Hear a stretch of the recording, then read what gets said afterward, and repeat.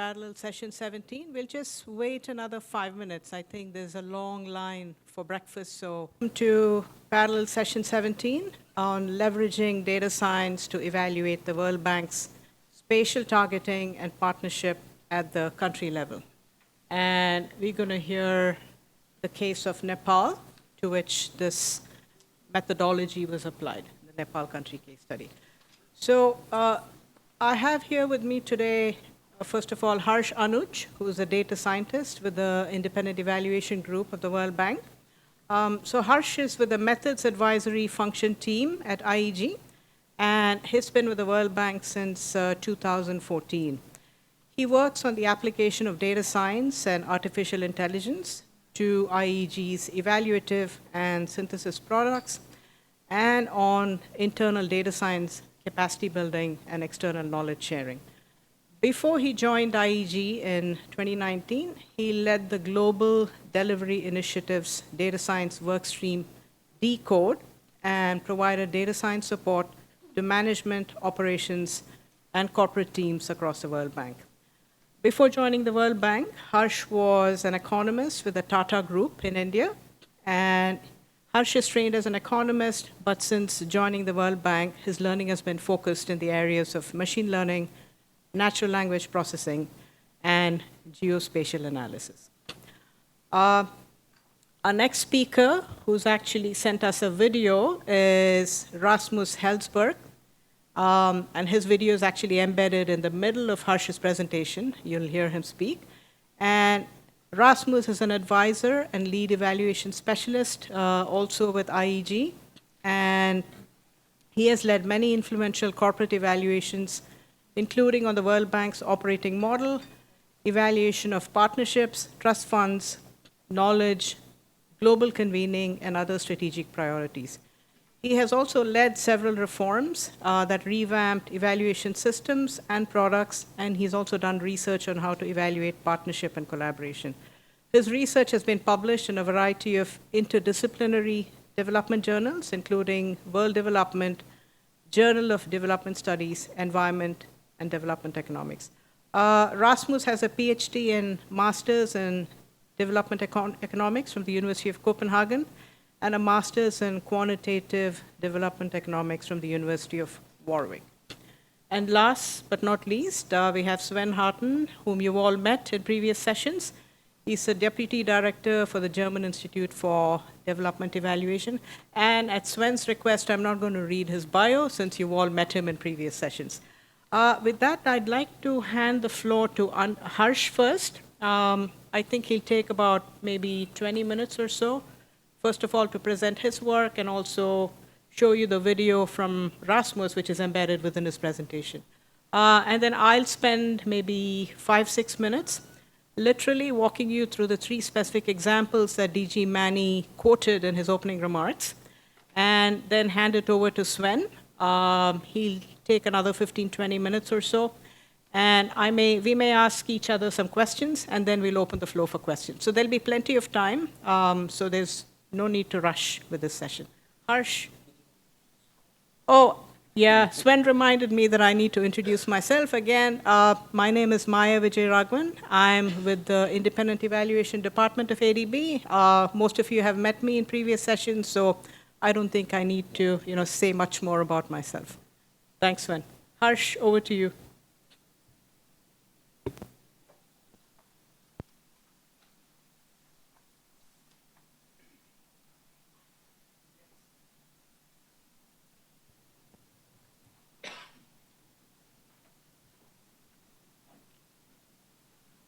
Right.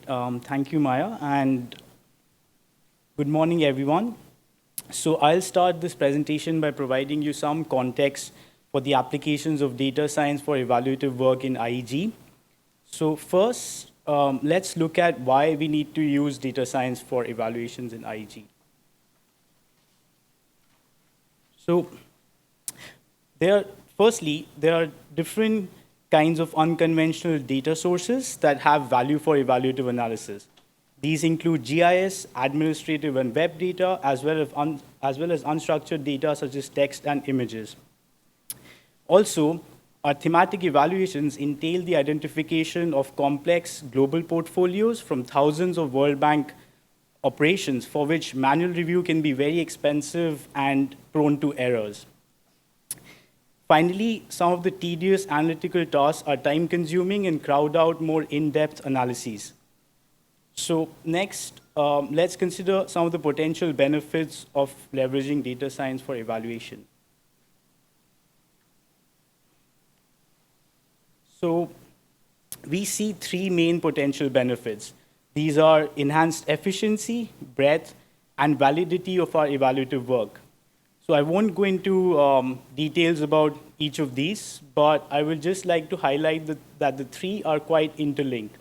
So for example, by being able to process and analyze data more efficiently, we can expand the breadth of evaluative evidence that we examine as part of our evaluations. And by expanding the breadth of evidence that we bring in, we are also able to hopefully improve the validity of our findings. So with this potential in mind, let's look at the types of data science techniques that we have been applying. So as you can see from this graphic, we have three main types of data science applications that we have been doing. On the left-hand side is text analytics, which includes text mining, natural language processing, and now the use of large language models. This type, of course, leverages text as data. Then in the middle, in green, you can see descriptive and statistical analysis using various types of structured data, including, for example, administrative data. And then finally, on the right-hand side, you can see spatial analytics, which leverages both GIS data and images. I would like to also mention that the three are linked together. So for example, you can use text mining to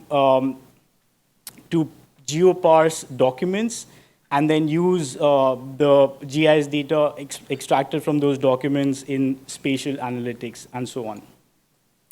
So in this presentation, the two types of analysis that we will talk about are, in the context of the Nepal country program evaluation, are statistical analysis and spatial overlay analysis. But before moving on to the Nepal case, I just want to mention two other country program evaluations in which we did these two types of analyses. So the first one is the Morocco country program evaluation, in which we conducted spatial targeting analysis and development partnerships analysis. And then we have the Mozambique country program evaluation, in which we conducted spatial targeting analysis.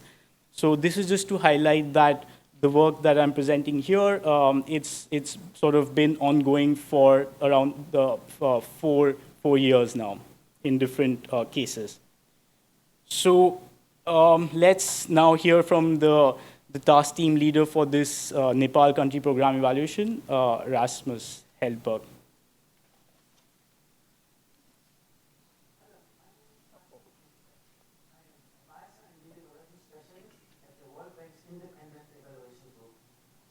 I was the task team leader of the Nepal country program evaluation, which looked at the World Bank Group's program in Nepal over the last 10 years. In the Nepal country program evaluation, we set out to explore how the World Bank responded to Nepal's complex political economy challenges, including the socio-economic aspects. And we were fortunate to have a capable data scientist on the team. So when Anuj proposed geospatial analysis, I jumped on the idea right away. All countries have spatial inequalities. Some regions have higher incomes and better living conditions than others.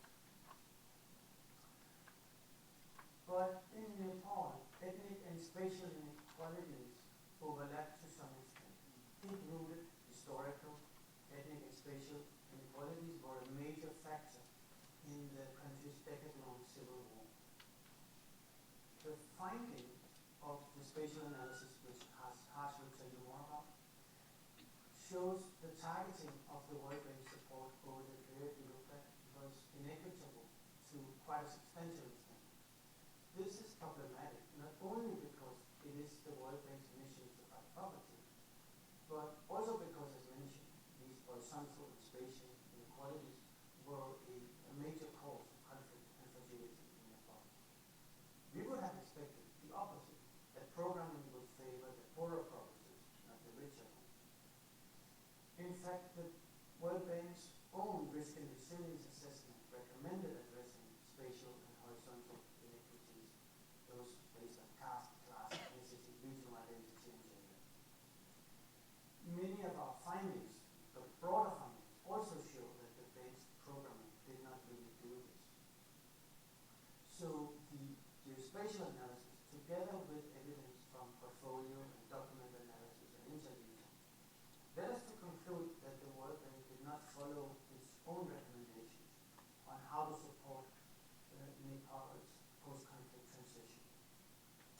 The larger conclusion that emerges is one of an institution that has a hard time breaking away from business as usual and breaking away from the vested interests as represented in the Kathmandu senior civil servants, despite its own evidence and analysis showing that it needs to do so.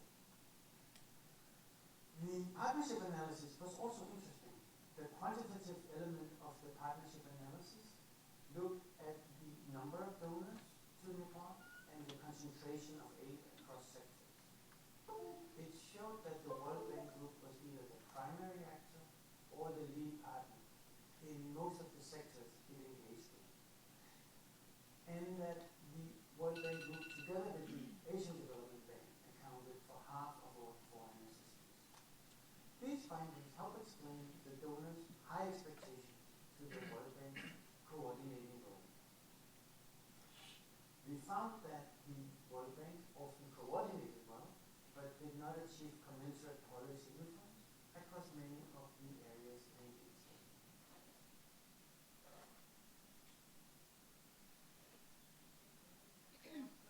While the technical issues are sorted out.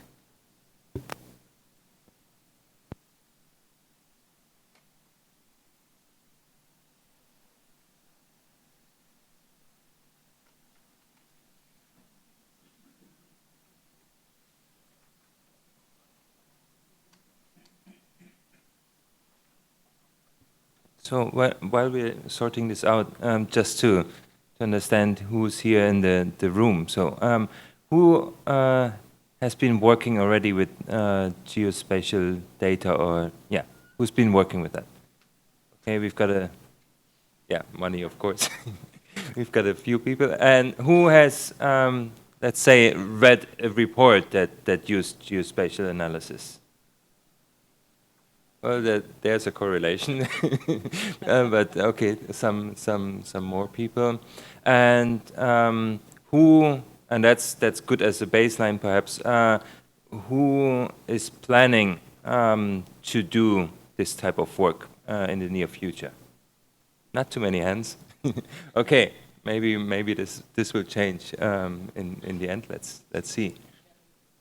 Okay, what other questions? And who had a nice breakfast this morning? Come on, there must be more.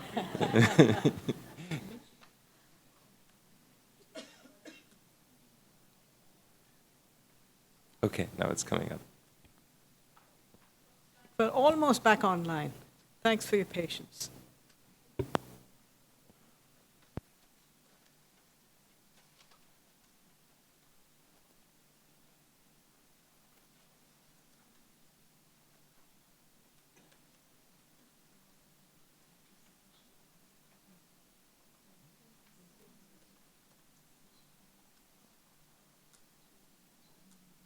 All right.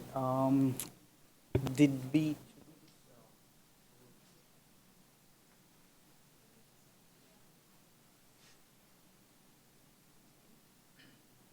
Hello, my name is Anuj.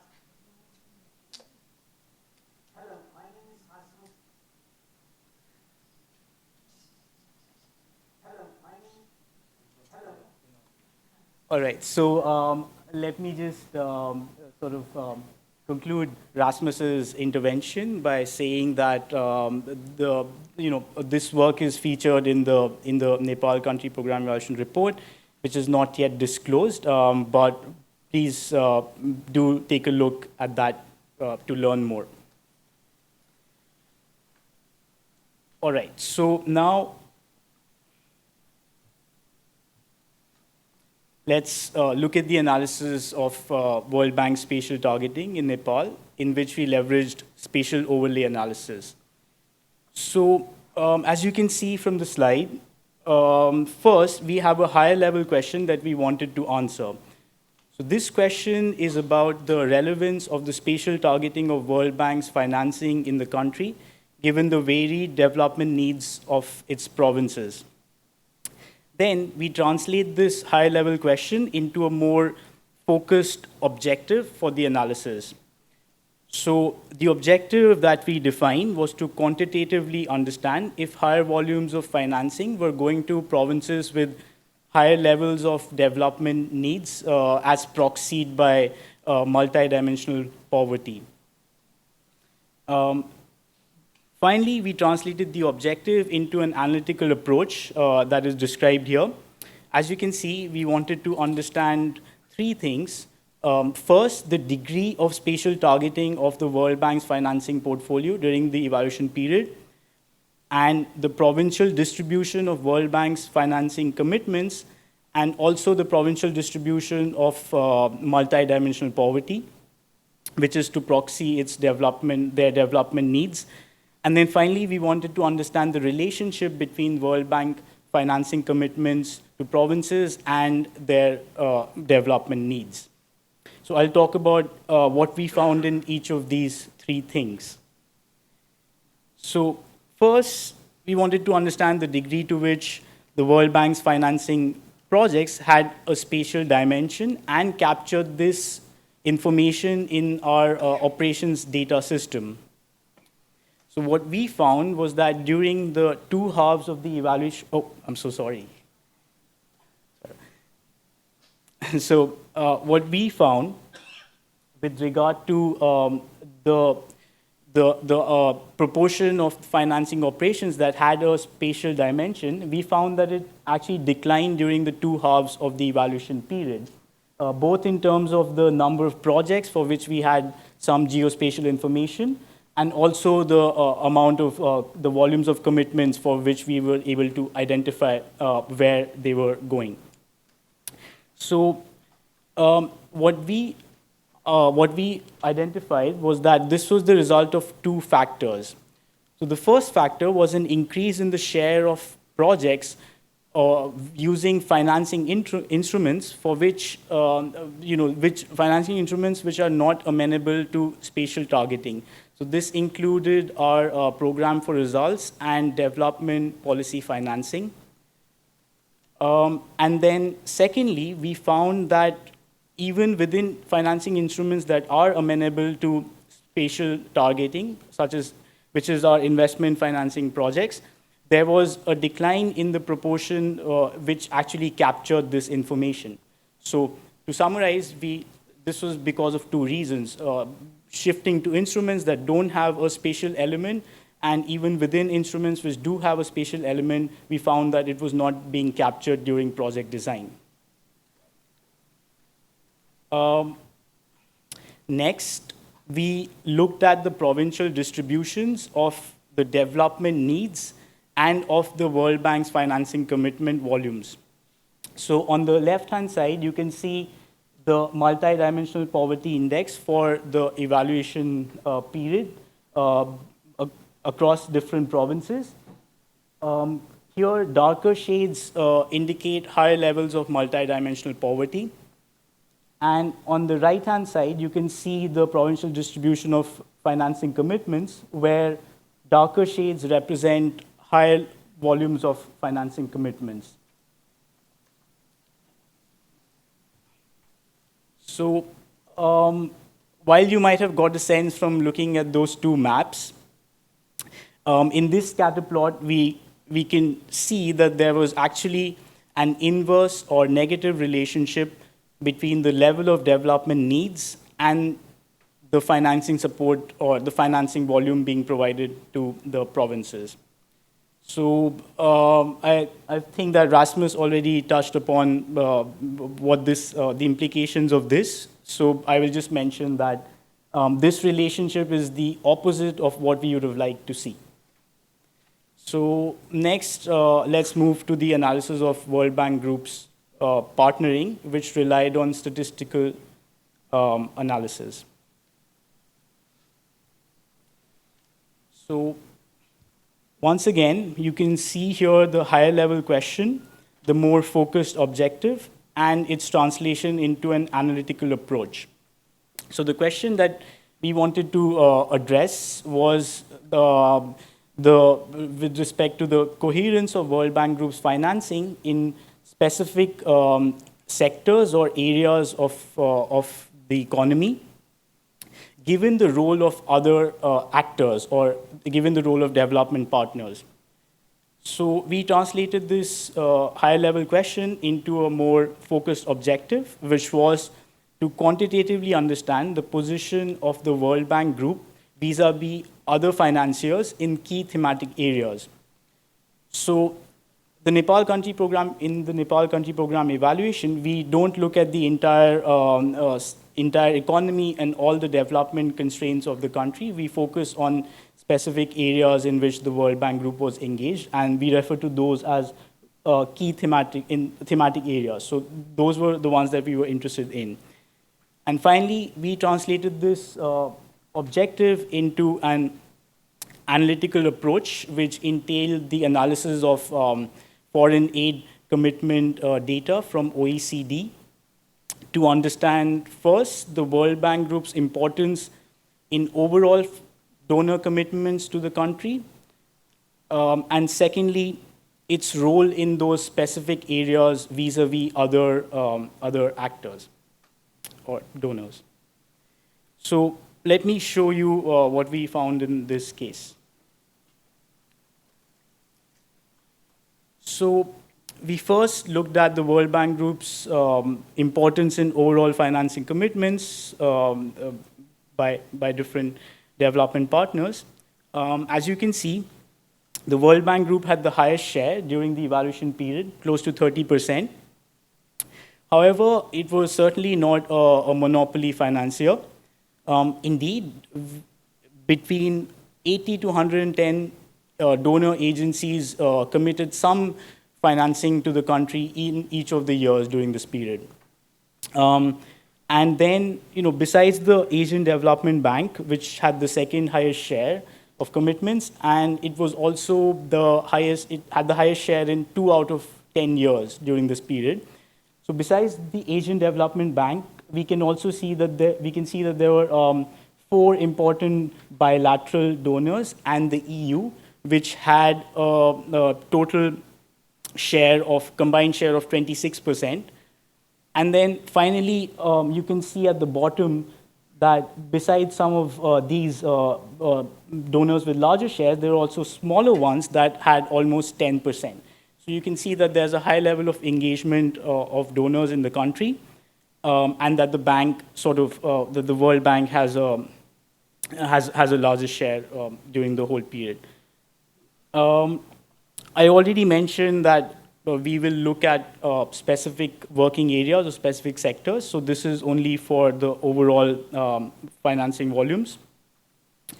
So when we wanted to look at the specific working areas, we used 2 measures to do so. We looked at the World Bank Group's share of total commitments in each of the working areas, and we also looked at the degree of donor concentration in each working area. So to measure concentration, we borrow a measure from, I believe, from industrial organization, microeconomics. And so concentration here refers to less actors or less competition. So meaning that we looked at what was the share of the World Bank's commitment in each working area and how many other actors were engaged in that particular area. And so using these 2 measures, we developed a simple typology which had 3 categories. So this typology, I'm sorry, there's a different version. No, it's just, you don't have it. My apologies. So you can't see the typology, but I'll just quickly talk about it. There's only 3 categories in it. So in this typology, we define the role of the World Bank as either being the primary actor. So we say that the World Bank was the primary actor when it had the largest share of financing in a sector, and that sector had a high level of concentration. Second, we say that the World Bank was the lead partner in a sector when the World Bank had the highest share, but there was lower level of concentration in that particular sector. And then finally, we have a category called secondary partner, in which the World Bank Group had the second highest share of total commitments, and there was a lower level of concentration in that area. I'm happy to explain this further. So as you can see from this graphic, what we found is that in a sector or in a working area such as job creation, we see that the World Bank had a very high share, and there was also a high level of concentration, so there were not too many other donors engaged as significantly. And so what we would expect is that the World Bank would have a higher, have the ability to have more influence in an area such as job creation. That's what we would expect based on this measure. And then conversely, what we see is that, for example, in the case of infrastructure, the World Bank did not have a very significant role. And although we didn't do the same analysis for other donors, for example, you can expect that in the infrastructure sector, perhaps the Asian Development Bank would have a larger role than the World Bank. So these were the findings of our analysis from both the geospatial analysis and the partnership analysis. Now, let me take a step back from the Nepal case and reflect on some of the key challenges and lessons from this exercise and also from the other ones that we have been doing. So here you can see in the left column the types of challenges, and in the right column some of our lessons from dealing with those challenges. I'm not going to read the text. What I will do is I will just summarize the lessons for you. So first, we have noted the importance of careful integration of data science in the evaluations design, which has to be driven by evaluation questions. And by that, I mean both the design of the data science exercise and the overall design really has to be driven by evaluation questions for it to be useful and not become a purely data-driven exercise. Second, we have also observed the necessity of effective collaboration between evaluators and data scientists with constant dialogue and many iterations for this to be successful.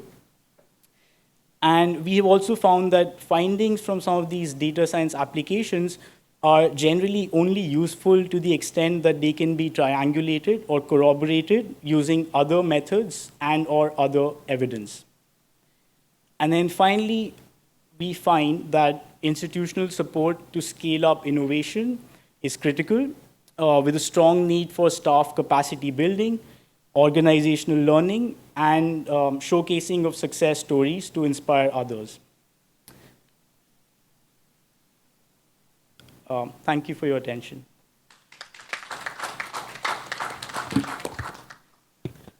Thank you, Harsh. Just a few key takeaways from me, from Harsh's presentation. I think it's a really nice way of showing us some different methods that can be used to establish the relevance of MDB's country program in a country, as well as the coherence. Typically, we haven't used these methodologies, certainly at the ADB, and I think it's a lot of food for thought for us. Really important, what Harsh said about leading with the questions and not letting the data dictate what you do for the evaluation.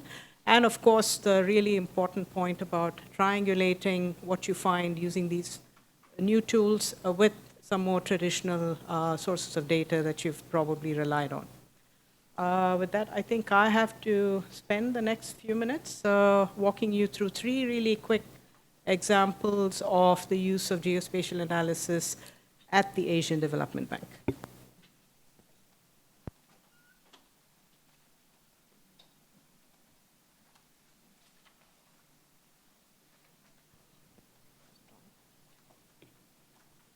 Hi, okay.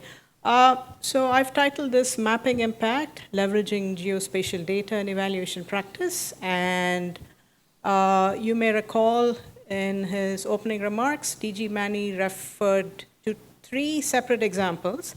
One was from Bangladesh, which was a climate resilient infrastructure project and the use of radar data. The next was a case study in the People's Republic of China. That was a wetlands restoration project. And the third one was a region-wide transport network, basically a network of road projects.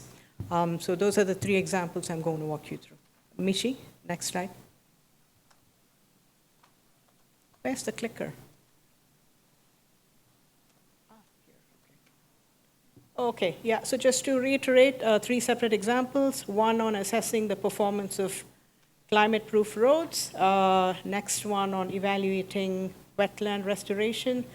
And the third is on evaluating economic growth across road transport corridors. This is actually a supranational analysis, so it's quite interesting. So moving on to the first one.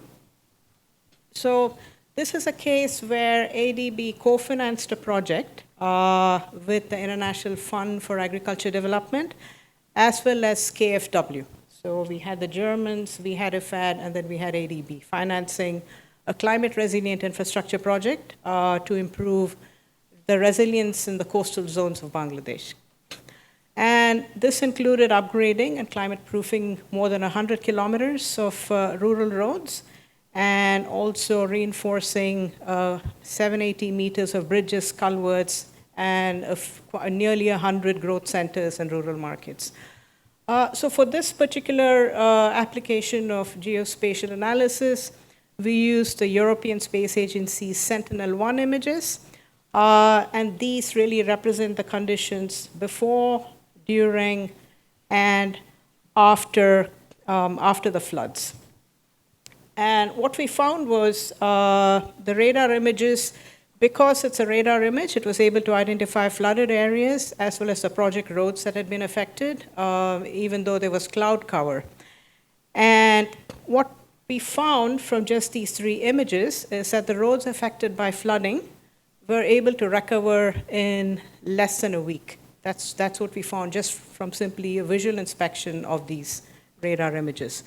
Additionally, an impact evaluation by IFAD, one of the co-financiers, found that more reliable access to markets throughout both the dry and the monsoon seasons had enabled local farmers to even out their income and food consumption throughout the year. So we have 2 different sources of information. One, really quick, just looking at what happened to the roads, and the second, which was a more rigorous impact evaluation that actually found that these held up quite well even during the monsoon season. So that's the first case.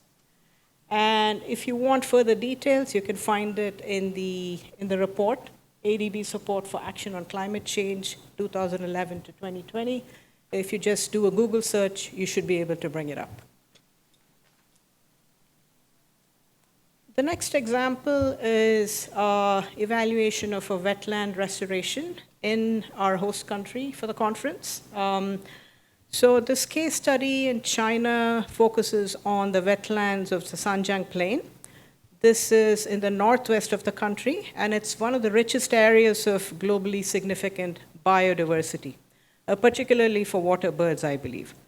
However, what was happening around these wetlands was that agriculture was putting a lot of pressure on them.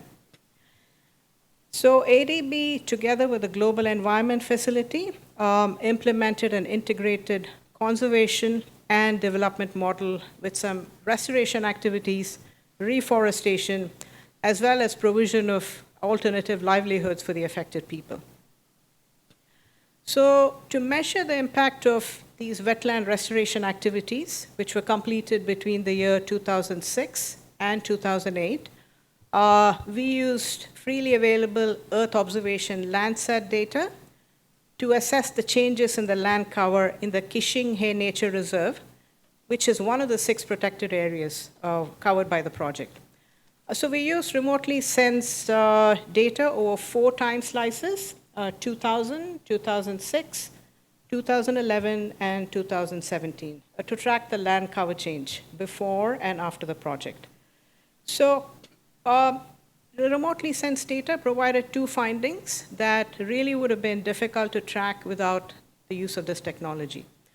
On the positive side, what we found from the data was since the project began in 2005, the increase in agriculture use within the protected area has actually halted.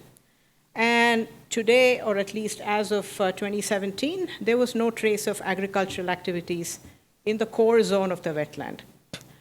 Unfortunately, what we did find was there was actually still some agricultural activity in the buffer and experimental zones, which sort of indicated to us that still needs a bit more attention to restore the integrity of the wetland. So again, if you want further details of this, you can find it in this report, ADB support for agriculture, natural resources, and rural development. And we also have a blog on this, which you'll also find on the ADB website. So that's just a quick description of this particular application. On another note, I want to say that before we conducted this particular evaluation using geospatial data, we'd actually conducted a more traditional project performance evaluation report where we didn't have access to this information and technology, and we really didn't pick up on these more finer details that we could get from the use of technology. The third example I'm going to walk you through is on evaluating economic growth along road transport corridors in Asia and the Pacific. I'm sure many of you in the audience are already aware that many studies have found that nighttime light data approximate the magnitude and extent of economic activities. Because luminosity is an indicator of access to electricity and energy consumption, both of which, as we know, are positively correlated with socioeconomic activities.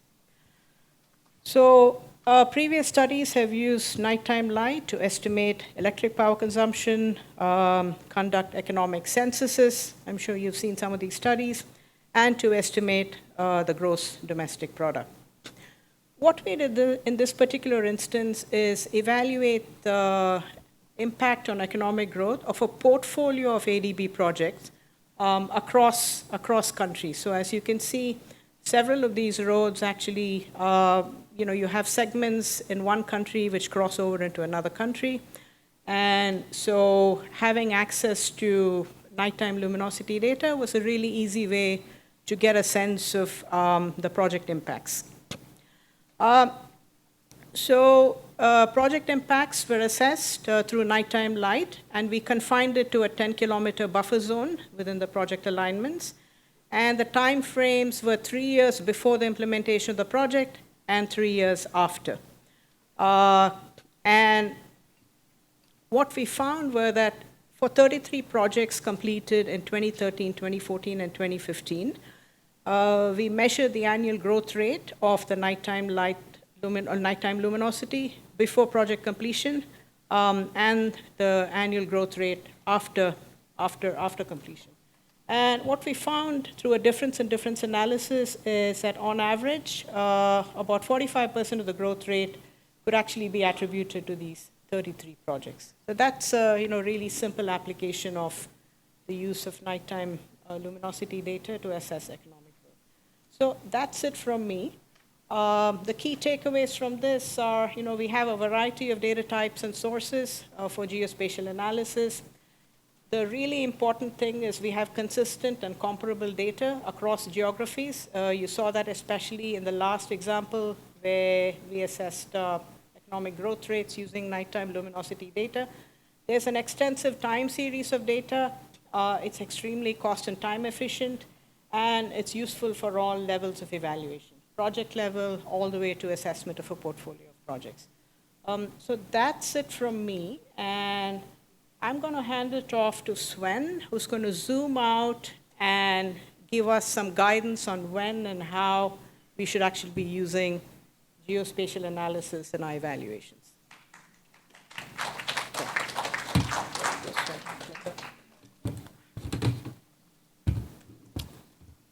All right, let's do a quick midline.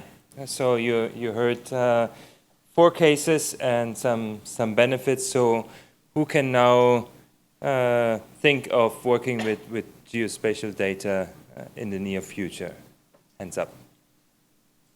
Come on, it can't be less than before. Okay, good. Well, I don't see a significant difference yet. And I'm not sure whether mine will be that helpful, because I'm going to also, to some extent, talk about when to not use. So what I'm going to do, well, this is the first slide already. Oops. Back. I'm going to present to you a tool that we developed to help the teams to understand in what situation to use geodata, do geospatial analysis, and when not to.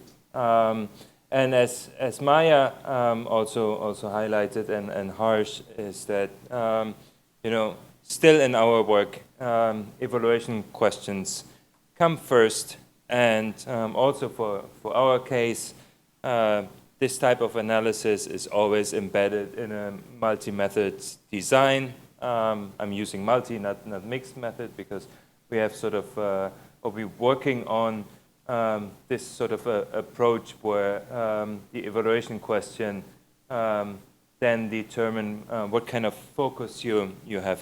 We'll be talking at the European Evaluation Conference more about this, but basically to understand whether in your evaluation you have a causal focus, non-causal focus, theory focus, so theory building, theory testing focus, or having an integrated design with various of those aspects. But the point is the availability of geospatial data should not, or any kind of other data should not determine the design. The evaluation questions come first, then the design, and then you look at what data you can use. So, can we use geodata? Well, I would say actually in most cases we can, at least for descriptive mapping. It could be a really simple infographic showing where the projects are located, or where aid flows go to certain countries, or zooming in on forestries. Then a bit of a more advanced application would be correlation. So where the precise location of the projects, and then something happens, just as Typhoon Haiyan in the Philippines, where you see the destruction. Data integration, so where you use geocoded surveys to integrate them with project locations, and then the most advanced geospatial impact evaluation. So don't worry, I'll talk about those cases in more detail. But since most of us know about the availability of this type of data, at least sort of abstract, we said, okay, let's come up with this decision tree, which you'll find on our website. Just a relatively simple orientation framework based on 5 guiding questions, where you can quickly check, okay, what kind of information do I have, and what kind of analysis would that enable me to do. So let's have a look at this in a bit more detail. So to begin with, when can't we use geodata? Well, the first one is, does my evaluant, does my object of the evaluation have a geographic dimension? Do all evaluations have a geographic dimension? No. But there are a few, I would say, which completely don't have one. So for instance, if you talk about strategic alignment, right? You're doing a corporate-wide evaluation about an institution's strategy and see to what extent certain strategies are aligned. But in terms of development cooperation, usually we do have some partner country. We do something on the ground. So at least there is a minimum evaluation. So that you answer the first one, no, is perhaps a bit rare, but it of course might occur. The second one is a really common problem, actually. Do we know the location?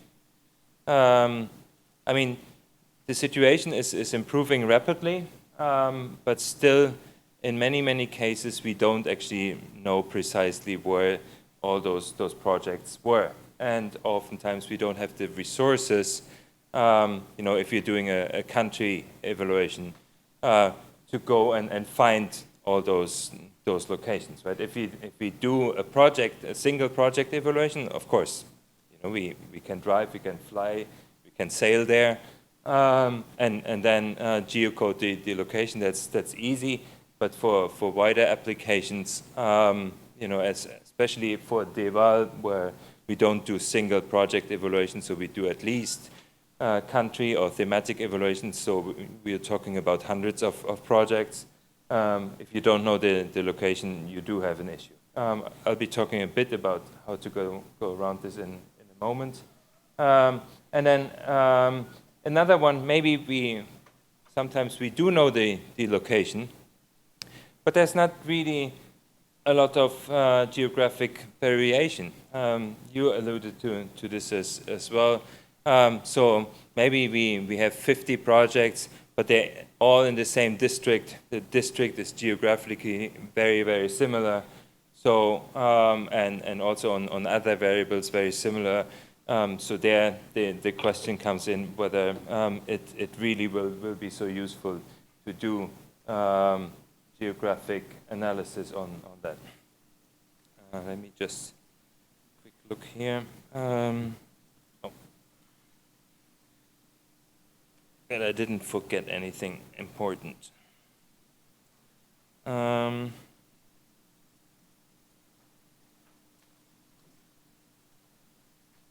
yeah, that's in the next slide.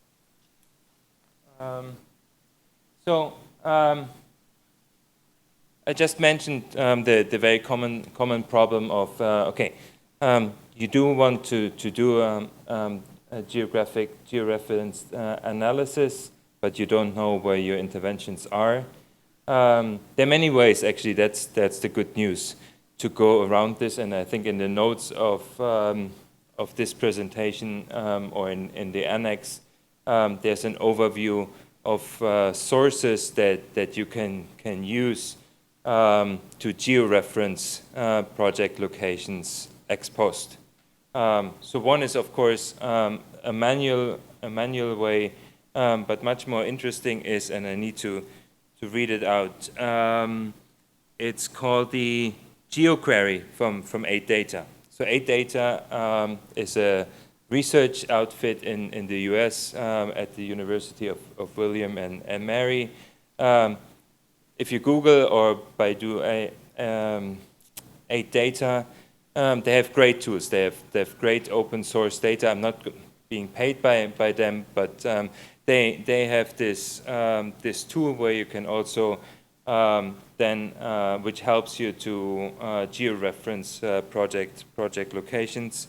Or there's this Map SME initiative, and they'll have a data explorer later this year, I heard, again, where you can find, based on OECD CRS data, project locations. So there are ways around to find the data later on.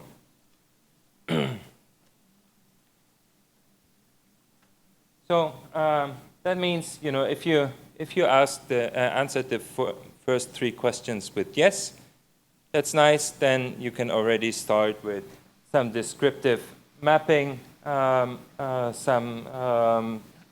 spatial sampling, for instance. So that could look then in the end like this. This is an example from Costa Rica, where actually we did a climate change vulnerability mapping where we found, I think it was 18 different data sets that were all geocoded, and which we composed or put together in sort of this framework for measuring climate vulnerability based on the 3 classic dimensions that you get from the climate change literature: exposure, sensitivity, adaptive capacity. There you've got some data sets, and basically, since they were all geocoded at least on a district level, we could map Costa Rica and vulnerability to climate change, and then just see where certain projects were, and then that already was quite interesting because we saw that some donor-funded projects were actually in areas. I think like here, there's a national park here, which is of course valuable to protect, but a bit doubtful why there was a climate change adaptation project in that space, and not in the south, in the red, relatively poor areas as well. There we found less projects. So even this descriptive mapping is already a good sense for you to understand, okay, about allocation of donor money and projects. Then another one, once you know project locations, DHS surveys, demographic and health surveys, most of you probably know, they are geo-referenced. It's a great source of information that you can add to your evaluation. And last but not least, so this is the NDVDI, the normalized vegetation index. The D I can't remember, but it's a vegetation index. I'll take a bit more time. Basically shows you vegetation, and this is again from a climate change adaptation project, and where we used this index as an input for case selection. So we didn't do the case selection purely based on that. Again, important of triangulation of data, having different criteria. But it was really helpful once we had the first draft of cases that we wanted to select. We used this just to double check and make sure, because we wanted to have project locations in areas with a high vegetation and with quite low. So we used the polygons, the municipalities, to select the cases. So then, if we go on, question 4 is the dependent variable, so the outcome, can we measure this geographically? Then you can go on, and do we have information on the timing of the implementation? And that can lead you all the way to geospatial analysis.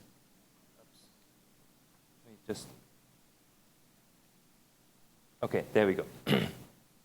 So this is an example, and probably if you Google it, you'll find the article that we published on Mali. This is an example of a geospatial impact evaluation done during the time of COVID. It's an irrigation project. 30 minutes left? No, that's I'm not going to take 30 minutes. Don't worry. So this is the last example. This is an irrigation project implemented mainly by KfW over the course of 10 years in northern Mali. Irrigation in about 1,500 project locations. So we and the great thing was that KfW actually geocoded their project locations. It was over a long time. It was mainly northern Mali, but we had good geographic variation here. And then we used geospatial data to really understand how the areas developed, just visually, but also in terms of quantitative data. Here you see all the project locations, and then based on the characteristics of the project locations, we matched comparable sites, and then we used a whole range of geocoded data sets. Again, the overview of data sets that are geocoded is in the annex, or I will put it in the annex actually. But for instance, in Mali, you have geocoded information of conflict-related deaths. You have about maternal and child health. You've got a DHS survey. You've got the World Bank, what's it called, the Living Standard Measurement Survey, geocoded. So you had a whole range, actually, of surveys done by other institutions which are publicly available, which you could then use to really understand and measure the impacts of those projects. And basically what we found was really interesting. So, for instance, irrigation, the increased productivity, increased household income, but not necessarily income of small agricultural businesses. So sort of they took the money from their business activities into household consumption, not household income, household consumption. Child stunting was reduced. Conflict in the areas around the irrigation projects diminished, but so that's 10 kilometers around the project, but outside it increased. So that's sort of the competition for resources outside actually increased. So some interesting examples there. So in conclusion, let me just stress, so geodata, for most of our evaluations, it's actually, you will find some use cases, even if it's descriptive mapping. And there are a lot of free sources of data available. Maya mentioned Landsat, Sentinel data are available. If you go to the 8Data website, you find great information. If you go to Earth Collect from the FAO, you find some good information. The number of sources is just large. World Research Institute, Forestry Watch, there are a number of organizations who are also using processed data, but Collect Earth is actually a nice tool even for people who are never done geospatial analysis before, because it's really user friendly. You can play with it and do at least some descriptive analysis. And then if you look at survey data which are geo-referenced, you can really build and make interesting analysis. So more or less repeating or stressing again what Maya was saying. In our experience, it's you need a bit of upfront training, but much less than as we talked about in the AI session. So we've got a couple of people in our institution who took perhaps a week or two in-house training from other colleagues to understand, okay, what are the data sources, what can I do? And then they continued working with themselves. So it's not rocket science, at least not sort of the first levels of analysis, and it greatly enhances efficiency. And last but not least, I mean, you come up with those beautiful maps that we've seen in all of those cases, and I think this is something also for the readers, for the consumers of our evaluations, something that is adding quite some value. So thank you for that. Some references. Yeah. Thank you, Sven. So key takeaways for me, it's a really nice decision tree for folks, especially who haven't used geospatial data before. I think Sven gave us a really nice way in instances where the data or the project is not geocoded, how you can georeference using different data sources. I think that takes a bit more technical level of expertise than Sven was willing to tell us. But anyway, and of course, he pointed us to AID data, which is hosted at the College of William and Mary. I've taken a look at it maybe a few months ago. There is, in fact, a lot of data there. Nice example of just descriptive mapping in Costa Rica, where he used 18 different data sets to assess exposure, sensitivity, adaptive capacity. I think that's something that most of us with a few weeks of training can probably do. A nice application in South Africa where he used the normalized difference vegetation index, sometimes called the greenness index, to pick cases for the study in South Africa. And of course, the more advanced application on geospatial impact evaluation, for which she gave us an example from Mali. So that takes a bit more technical expertise, Sven. Yeah, it's not that easy. So I think since we don't have, we just have about 20 minutes. Any questions for clarification from any of the presenters? I think we can start with that. And we'll open up for questions after that. Yes, please. Please come up to the mic, introduce yourself, and be brief with your question. Thank you. Hi.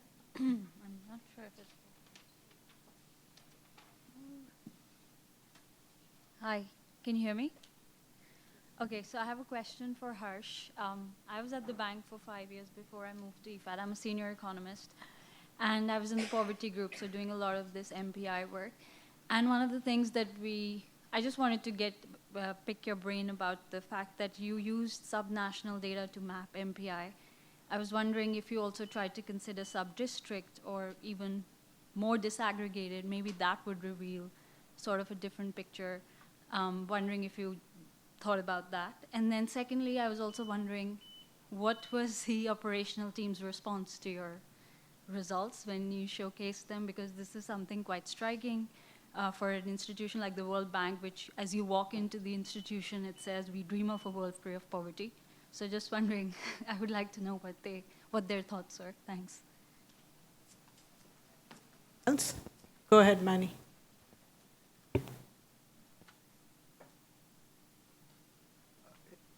Manny Jimenez from ADB. I had a question for Sven in your decision tree, which is very interesting. You had a question there about whether or not the dependent variable was geocoded.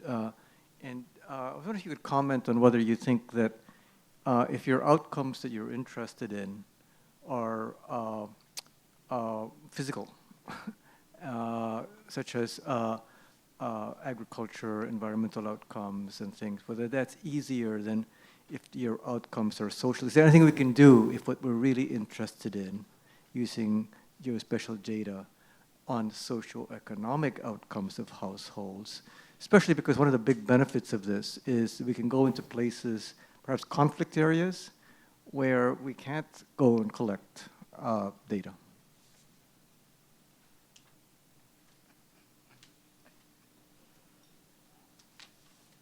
Gambir. Yeah, hello, good morning. Paul from the National Economic and Development authority in the Philippines. Similar to the first question, I'm just interested, direct discussion to Harsh, in the case of Nepal. Do you also plan to, I mean, aside from the reaction maybe of the World Bank and even the Nepalese government with regard to the results, we see the opposite of what we hoped for.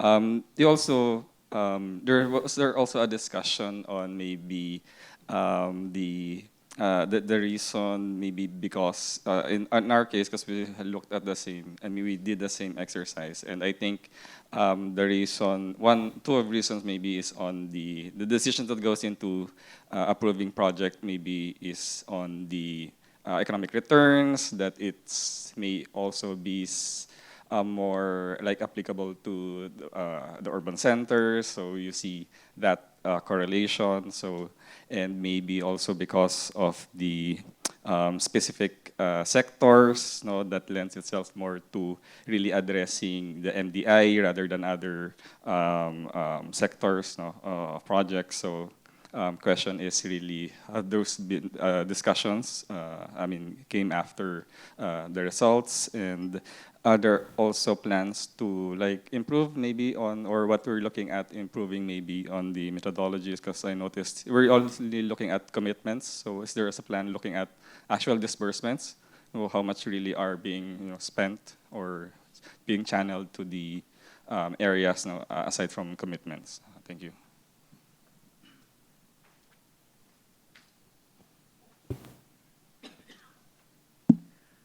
Good morning, Gambhir Bhatta, originally from ADB and now retired. As I was listening to this conversation, maybe the session is designed the way it's supposed to be designed, talking about data and so on. But I remember when I was doing my PhD and I had a colleague who was wanting to work on a thesis, and he said, I'm going to work on something in Côte d'Ivoire. And I said, why? And he goes, well, there's data there.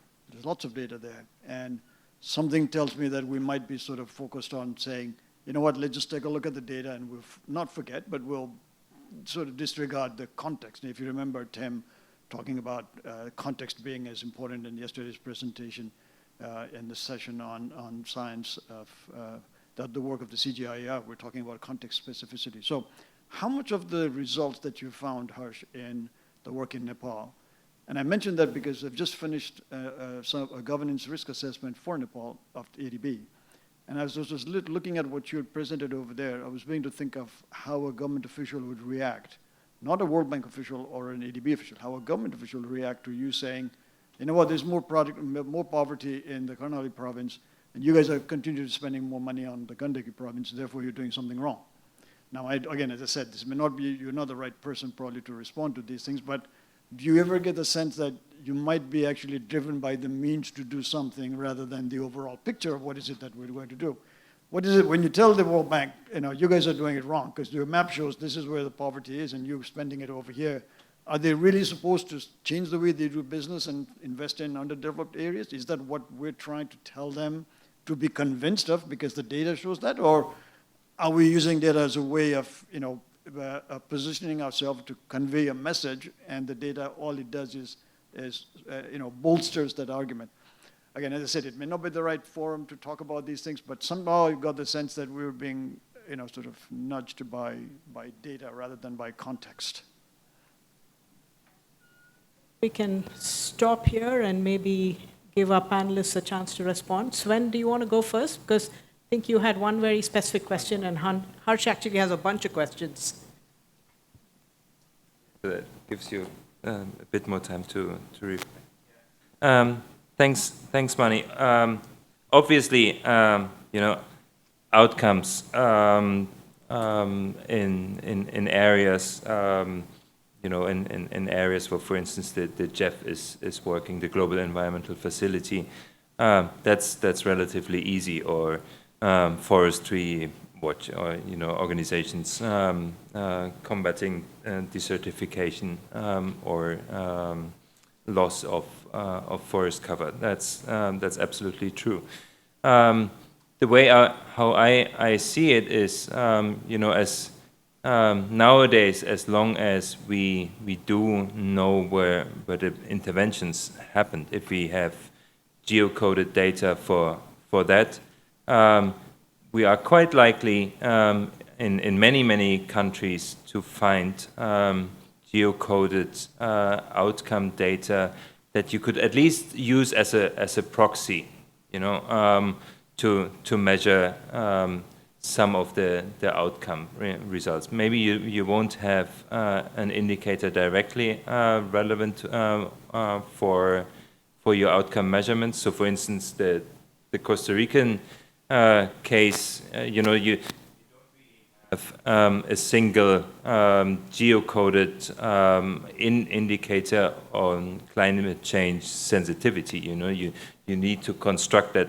specifically at subnational levels. But there are indicators, I would say, that you can use as proxies. Again, as I said, we found a lot on conflict. Again, you can, for instance, question whether conflict-related deaths are the best and only measurement of conflict. There are certainly others, or conflict and fragility, I should say, or whether child stunting is the best indicator on sort of child welfare, nutrition, and so on.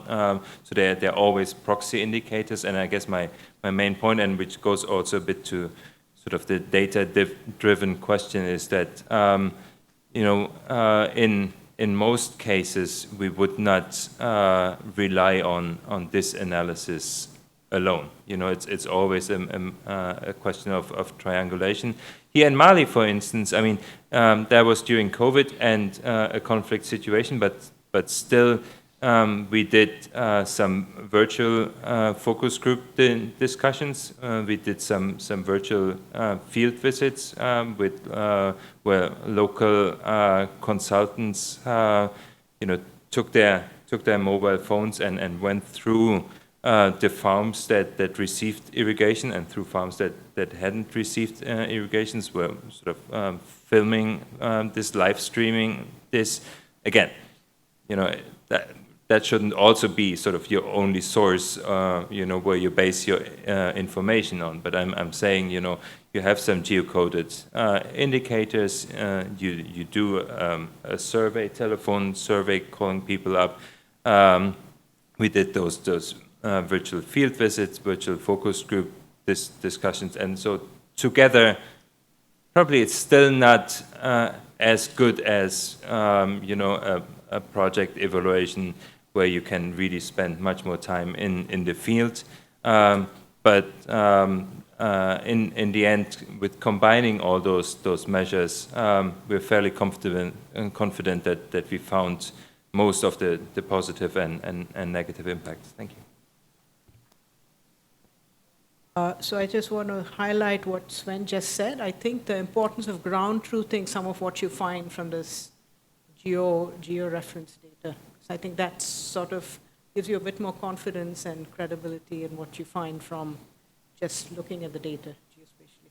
So Harsh, there were a number of questions for you. I think first was on data at the subnational level. What was the reaction of operations? I know you haven't presented this yet, but perhaps you can anticipate what the reaction might be. And I think Gambhir had a broader question that I don't know if you can necessarily respond to right now.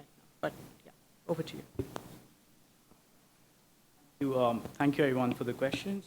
So the first question on more disaggregated data, yes, certainly, that's what we would, as a data scientist, yes, I would love more data, but unfortunately, that's a significant constraint in how data on the geolocations of the planned project implementation sites is captured. So perhaps it's because of the nature of the projects that it's not consistent. So for certain, within the same project, we can have a location at the province level, and then other locations at the district level, and perhaps some locations at a more granular level, such as village.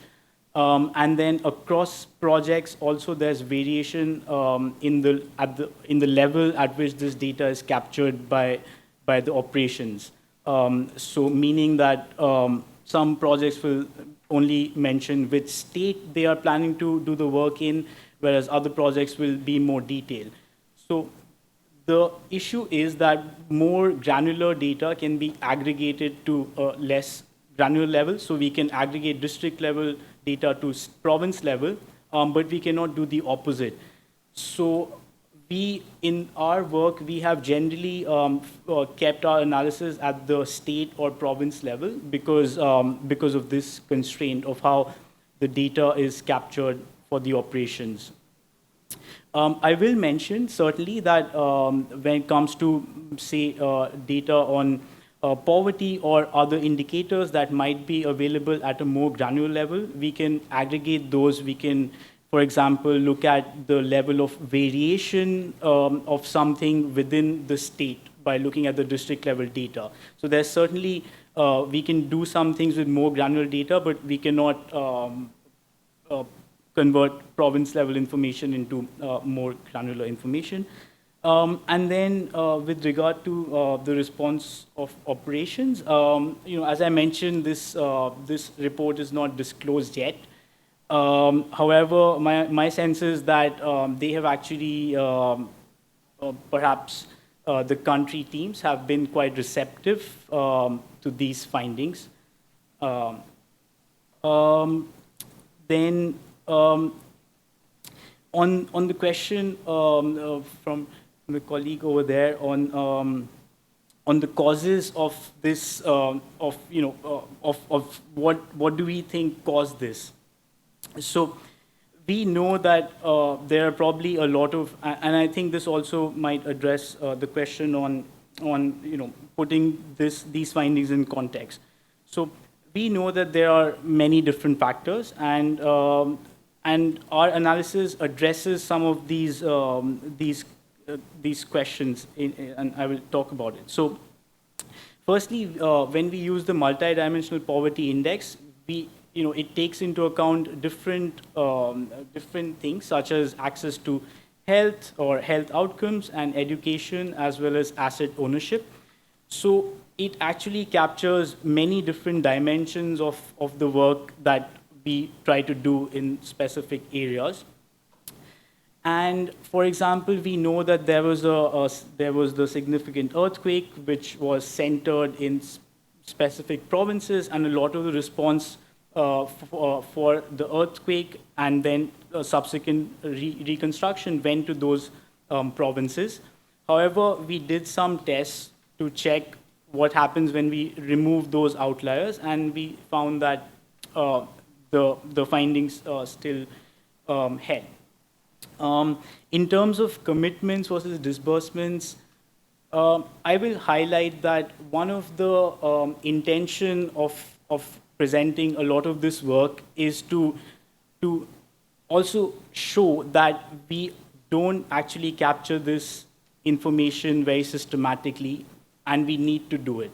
So when I show that the number of operations for which this data is, the location information is not being captured, the reason that we don't try to go and find out where the projects were actually being held is that we want to nudge our operations to do this more systematically, given the context. So in a context where there is a lot of spatial inequity, if organizations are not capturing and not sharing where they are doing the work, then we think that's not great, and that we should try to address that. And so that's our intention in pointing out these data gaps as well.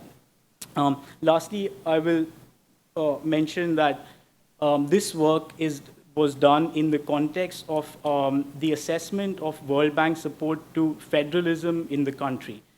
So federalism was introduced in Nepal, I believe, during the middle of this evaluation period. And that's why the finding that, after federalism was introduced, the World Bank's operations don't capture a lot of the location information is quite striking. And so we really want to highlight that. So all of these findings are supposed to help us to understand how effective and how relevant was the World Bank support to federalism in the country. And of course, this is triangulated with various sources of evidence, certainly from the country as well. Thank you. Yeah, okay. Any other questions from the audience? If not, I have a question for you, Harsh. What proportion of World Bank projects are geocoded? Do you know that? I mean, do you know how many?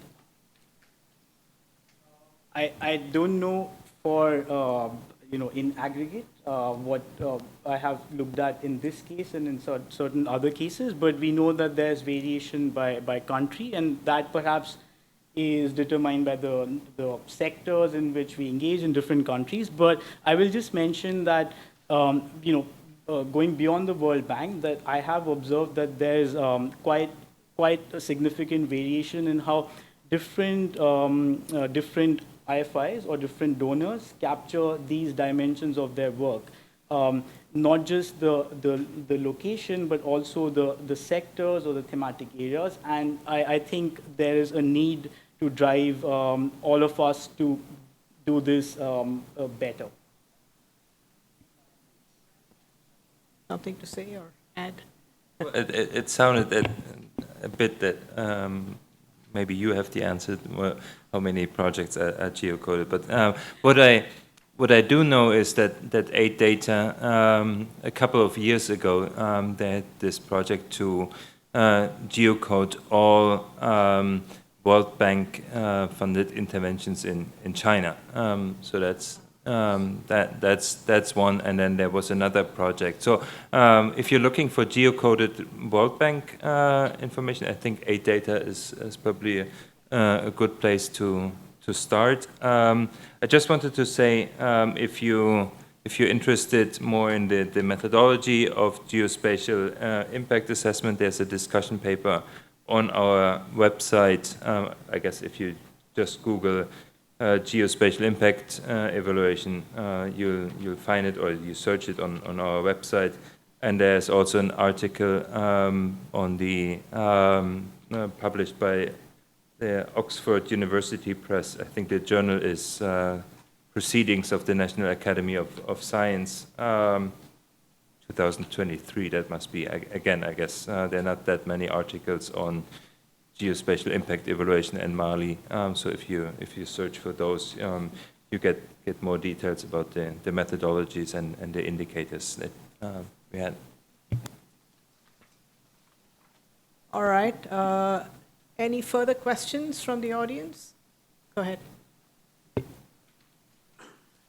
Aaron Gerben from EIB. Thanks for the great presentations from all of you. One question that popped into my mind is that geospatial data can also be used as instrumental variable in a regression analysis. Do you have any evidence or examples from your evaluation practice whether you have been using that in that way? For example, distance to treatment location can be a variable that correlates with likelihood of treatment, but potentially not with the outcome. So, do you have any of these kind of analysis that you have been used? Thanks.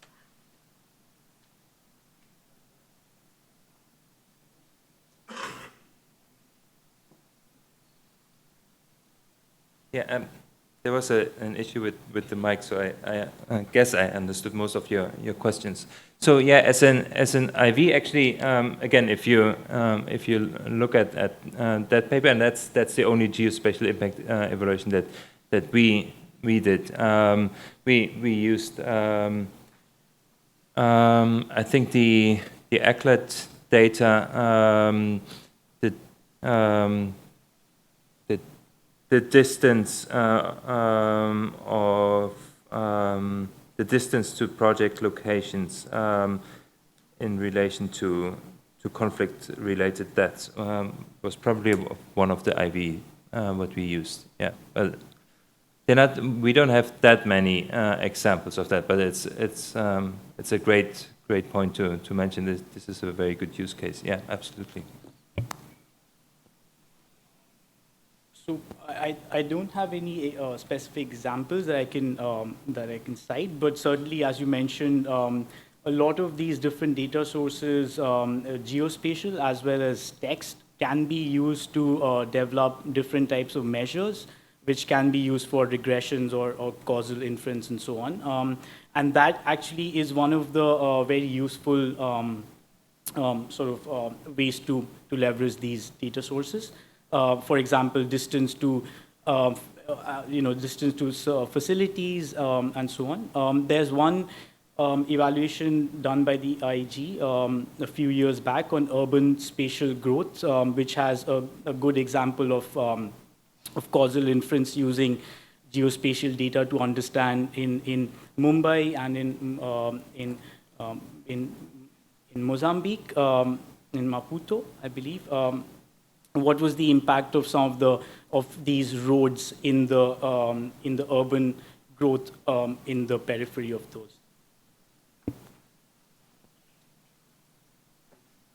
Questions? Okay, there are no further questions. Maybe we can end, just on time, 10:30, right?